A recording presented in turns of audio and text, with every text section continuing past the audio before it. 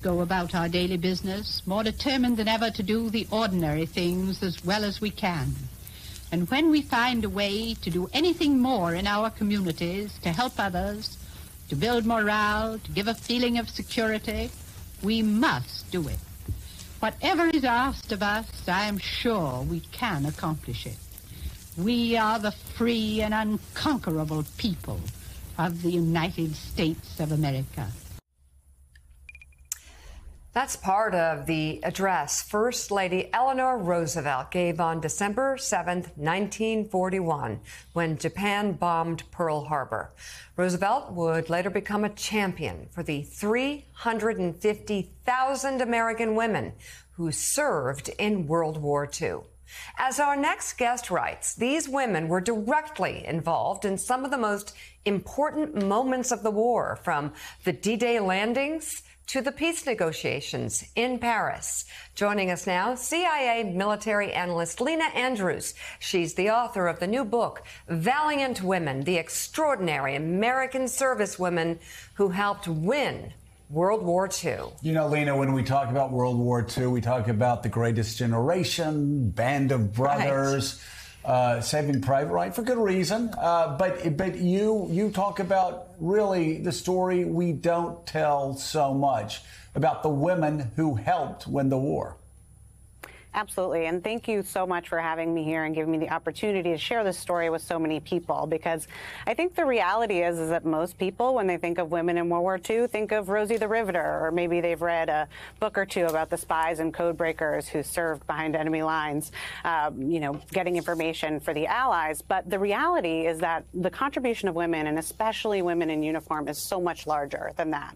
So as you mentioned, over 350,000 American women served in uniform in World War II, which, to give viewers a sense of scale, is about the size of the active duty Navy today.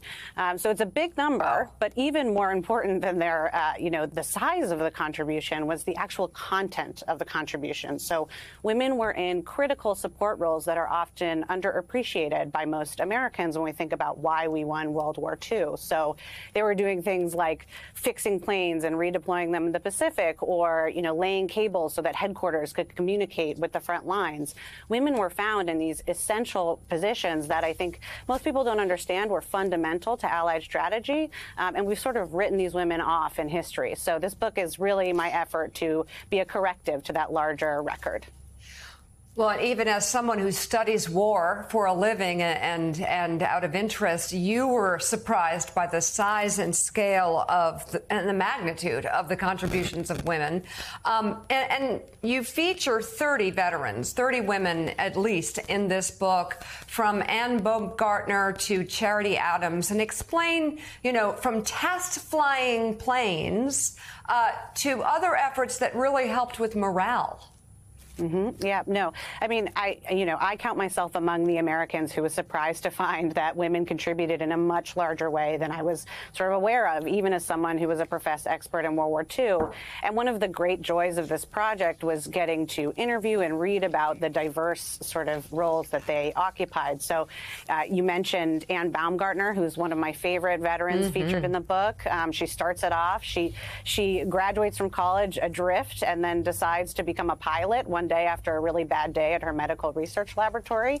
And we should all be grateful that she did. She is an excellent flyer, and she ends up test flying the B-29 Super Fortress, which, if anybody saw Oppenheimer over the weekend, is the plane that ultimately drops the bomb over Hiroshima and Nagasaki. So these women aren't just at the periphery of World War II. In many cases, they're doing the tasks that are underlying the entire Allied strategy in these key moments. I love that you've written this book because the women themselves, it looks like, haven't managed to get their story out. Why don't we know more about them? Is it that they weren't in the positions of power, ultimate power, and therefore they sort of didn't get the accolades that the generals got? Or is it that they didn't talk about the stories themselves? Well, it's a little bit of both. And the first thing I'll say to any viewers is if you have the privilege of knowing a veteran of this war or of any war, and particularly if they're a woman, please ask them their story. Because in many cases, we simply just didn't ask. But I think in general, as many people can probably relate to after coming out of COVID, you know, when you have these national cataclysmic events, there's a desire to go back to normal. But in 1945, normal for women looked like a return to the home, a return to you know, homemaking and childbearing. So they would go from staffing generals one day to serving tea the next. And there was a troubling undercurrent that a lot of their work was just a little too feminine, a little too peripheral to be real war work. And that's why I really encourage people to ask about these stories, because many of these women, you know, weren't in it for the accolades. They were simply doing their duty and aren't going to go out and brag about it afterwards, especially when they've been told they shouldn't. The new book is entitled Valiant Women, the Extraordinary American Servicewomen Who Helped Win World War II. Lena Andrews, thank you so much for writing the book, and thank you for sharing it with us.